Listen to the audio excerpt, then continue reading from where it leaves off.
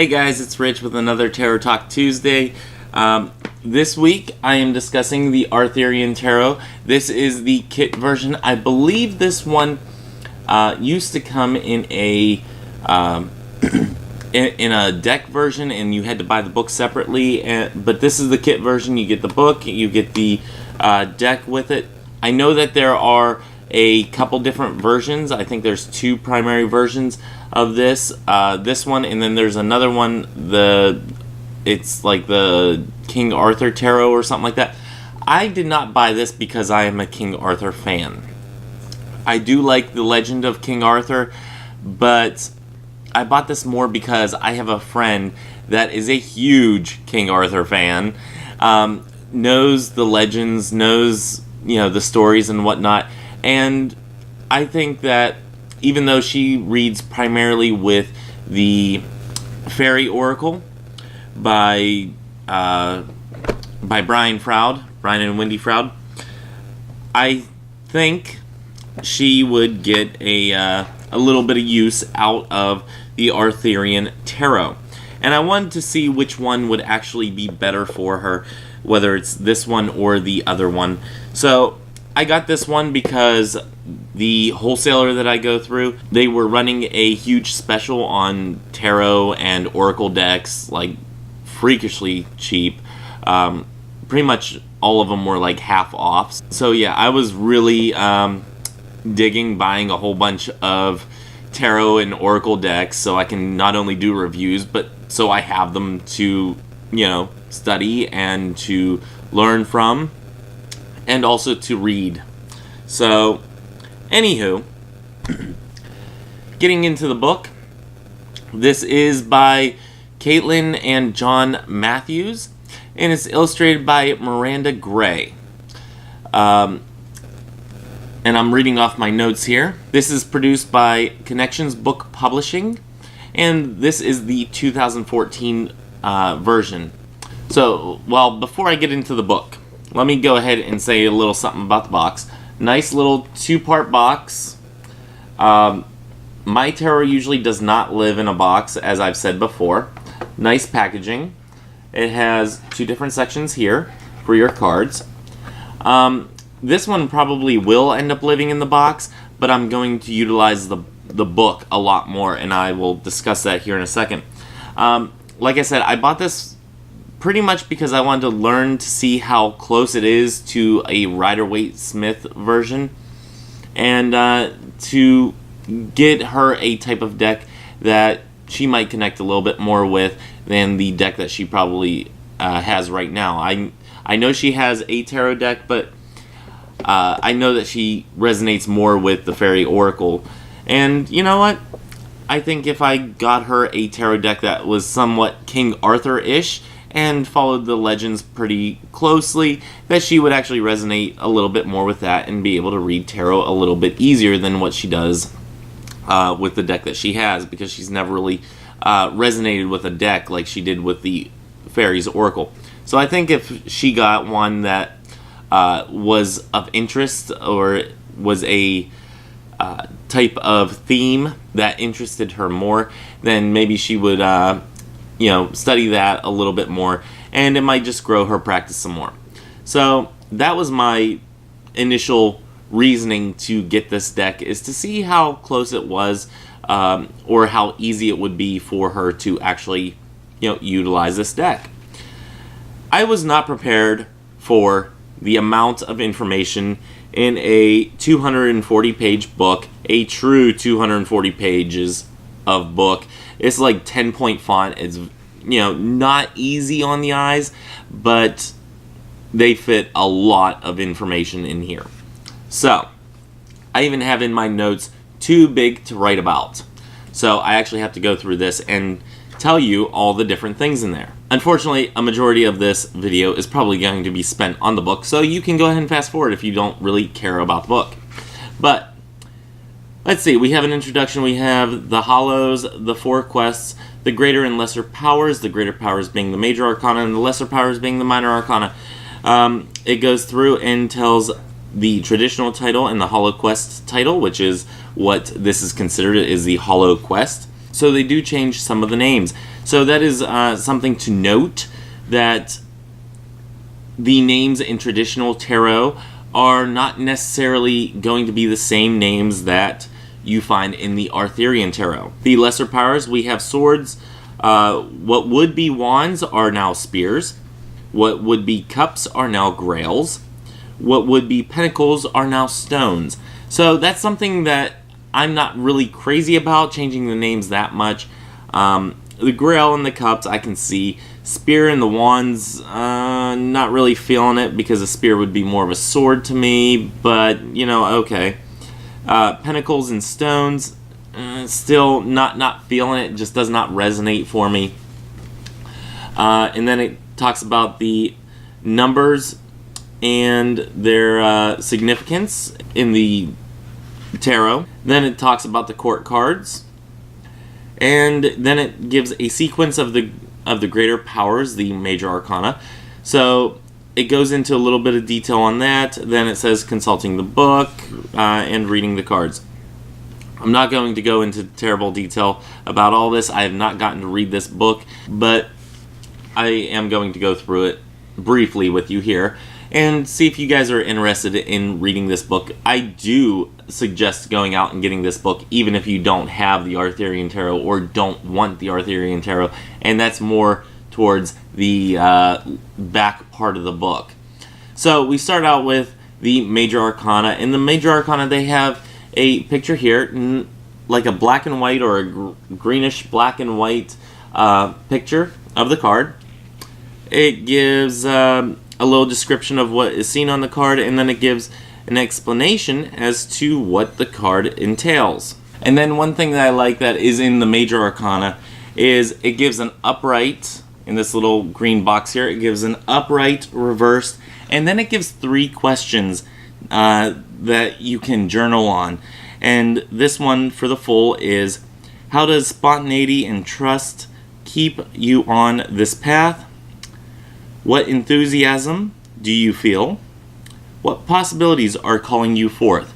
And I really like that they give a list of questions. And I saw this in one of Barbara Moore's books. I think it was the Tarot of the Hidden Realm? It was one of the other ones that it gives little journaling questions that you can ask, and I absolutely love that.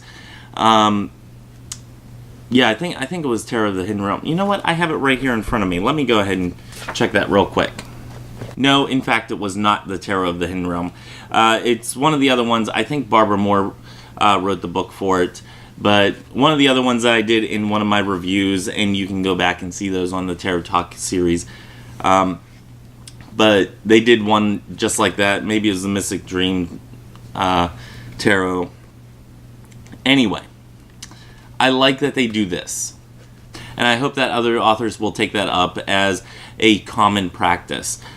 I think it's very important to do that, and gets people journaling a little bit more. I know I am a terrible journaler whenever it comes to tarot.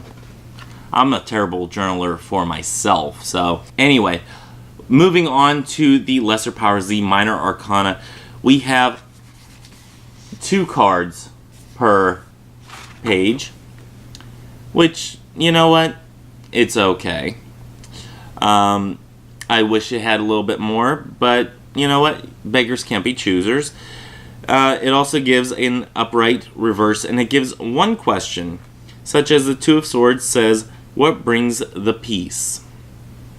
So I kind of like the questions that are posed in this, and yeah, it goes like that throughout the rest of the minor arcana. Then it says about working with the cards, formulating your questions, how to interpret the cards, timing, and it gives a cool little chart here on how to interpret, if I'm reading this correctly at first glance, because I haven't really reviewed this that closely, because I wanted to do like a reveal of, you know, almost first impressions, a little bit removed. But I think this actually gives a time frame of when something is to occur if you are doing a reading of like a fortune-telling type of reading. I don't usually do fortune-telling type of readings, but, you know, that's just me. And then it has 1, 2, 3, 4, 5 spreads that it gives right here. Then, here is the big part. From pages 93 until the end of the book, 200 and until 290 or 237. I'm sorry. From 93 until 237. Actually, 237. It has 60 lessons on coursework, and I really love this. The Holo Quest course, and it reads: the Holo Quest course explores the realms within that are depicted in the Arthurian Tarot cards. It is a template of your own quest and of the soul's journey. As you meditate your way through successive seasons of study, the plan of the lands adventurous, as the trail of the quest was known in Arthurian legend, subtly becomes your own landscape. As you continue, you will find divining with cards much easier, because you have personally discovered information from each card.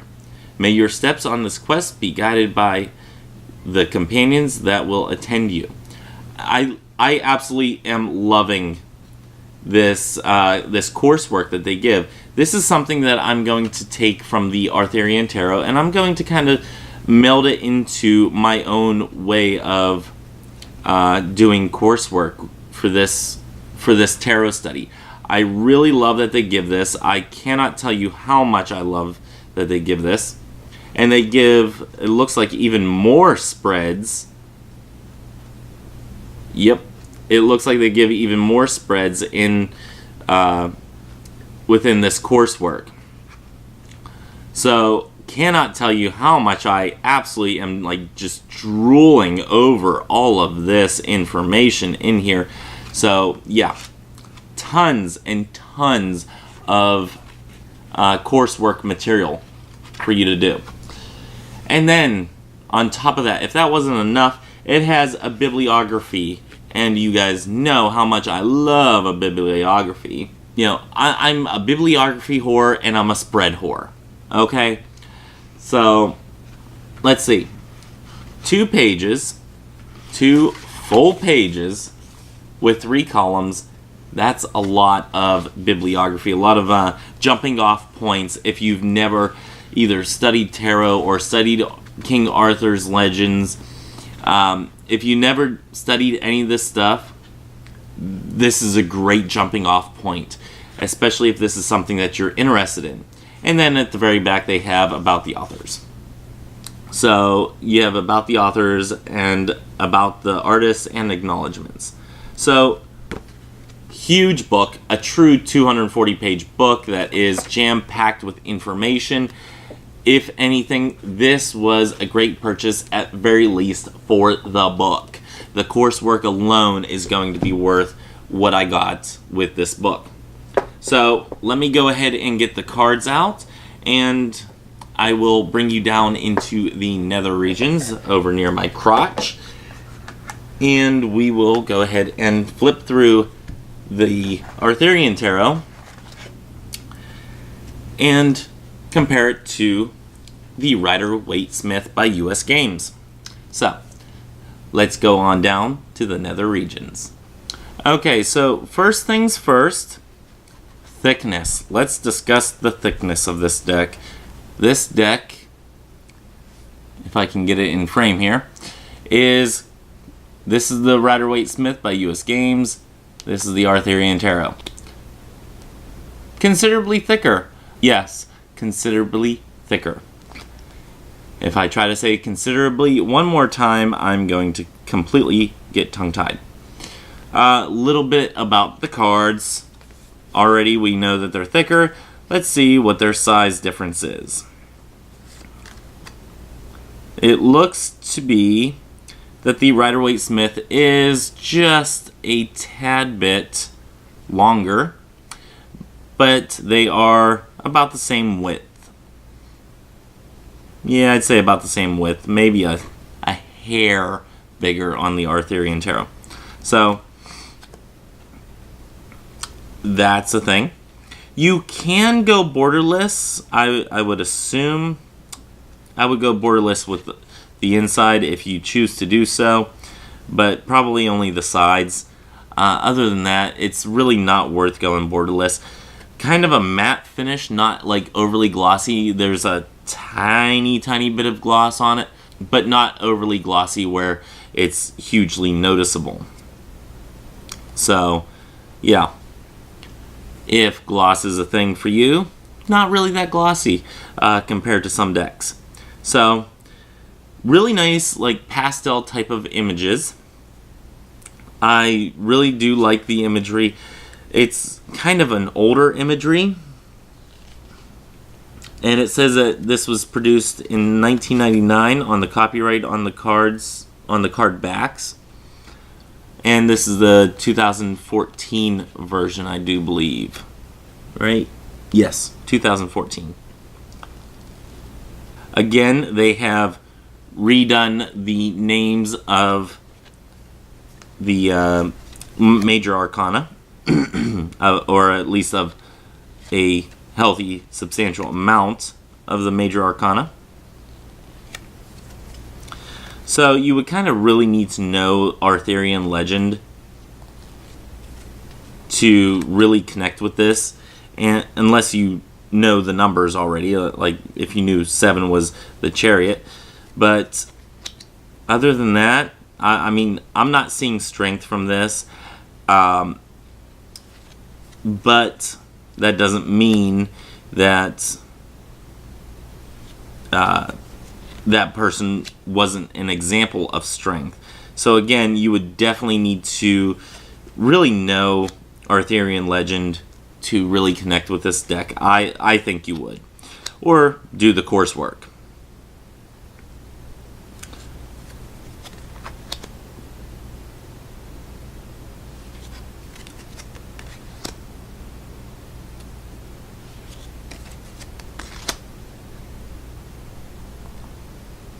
The Green Knight. See, that would not speak to me as a devil.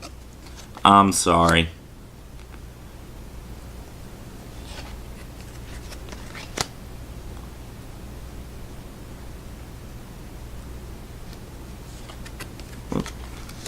And they're spinning.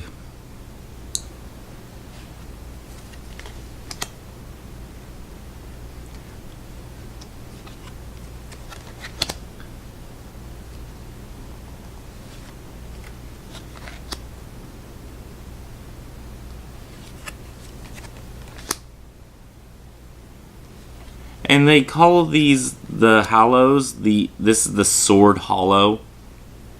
Or Hallow. I'm sorry. So that's a different thing to get used to.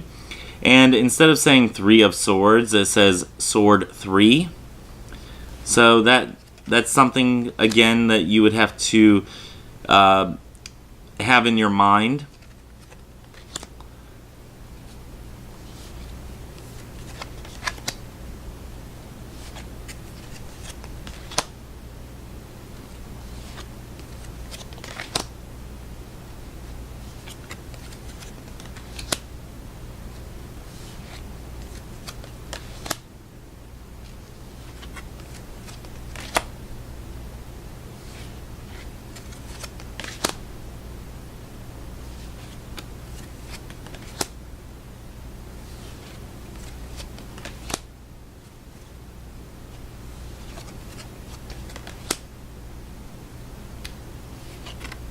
The spears that are wands.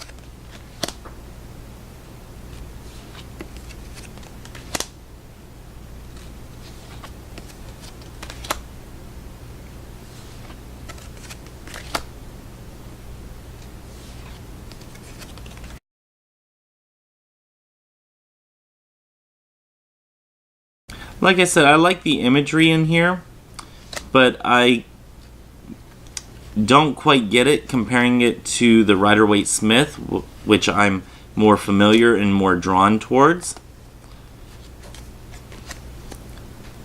It's just not, like, Arthurian legend is just not something that really resonates that fully with me.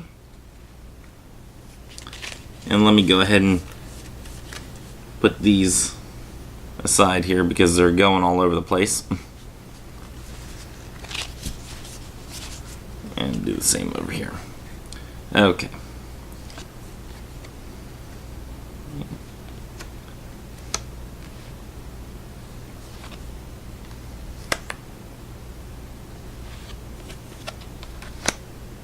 Again, we have grails rather than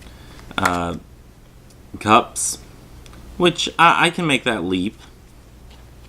That's a short jump.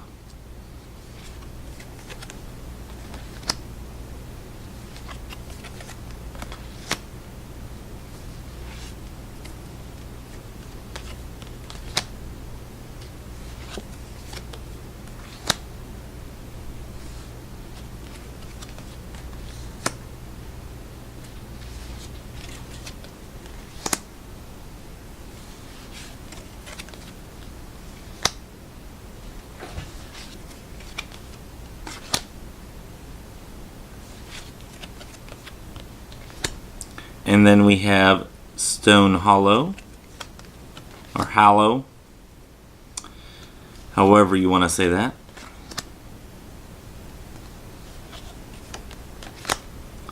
Again, I really don't see a lot of the imagery that I would expect to see if this is supposed to follow the Rider-Waite-Smith type version. It doesn't seem like it does. But that's just my thoughts on it. I'm very much a Rider-Waite-Smith fan. It's just what resonates for me. And I know there are some people that really, really resonate with this deck. They are huge Arthurian legend fans. So hopefully if you do like the Arthurian legends. Actually, I think that's what the other one is called, is the Arthurian Legend Tarot. I think that's what the other one is called. This one is the Arthurian Tarot. So, I know there's another deck that's kind of like this, but it has different images, it has a different book, all that stuff. Let's see shuffleability before I put them away. Shuffles well. Let's see, bridge shuffle.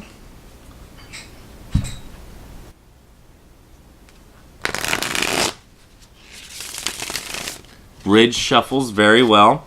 I have no complaints about the cards as far as shuffling. The images are beautiful. I just cannot make the connection from that to this. If it is intended to be a clone. So, just not really resonating with me for that. But like I said, this is something I got that hopefully a friend of mine will resonate more fully with, because she is an Arthurian legend fan. And at very least, the book was worth the money. And I don't even know how much I paid for this deck. Let's see. It doesn't have a suggested retail price on it either. I paused the video to look up the price, and it is, at least on the site that I go through, it is $22 and something odd cents. So I probably got it for $11, $12, something like that. I think you can find it on Amazon for, I think it's usually about $20 to $25. So, yeah, I really enjoy the book. I would have paid $11, $12 for that book with that coursework and everything. It looks very promising. I did not read into depth with it, but it does look very promising just from a glance. It goes by the seasons, all that stuff. I'm more geeked out about the book in this kit than I am about the deck, to be honest with you. Some people, They may feel the complete opposite. They may love Arthurian legend. They don't want to read a book on it or a book on coursework and all that, but they really resonate with cards. So I'm more of the book fan than the card fan of this deck or of this kit, but some people I know are totally opposite of what I think. So anyway, that is the Arthurian Tarot. Again, this is by Caitlin and John Matthews, illustrated by Miranda Gray, and produced by Connections Book Publishing. And this is the 2014 version. Like I said, I think before this version came out, the book and deck were sold separately, so make sure that you get this version if this is something that resonated for you. So with that being said, next time on Tarot Talk Tuesdays, I will be discussing and doing a deck review on the Epic Tarot. So, join me then. But until next time, may you have love, hugs, and ladybugs. Bye-bye.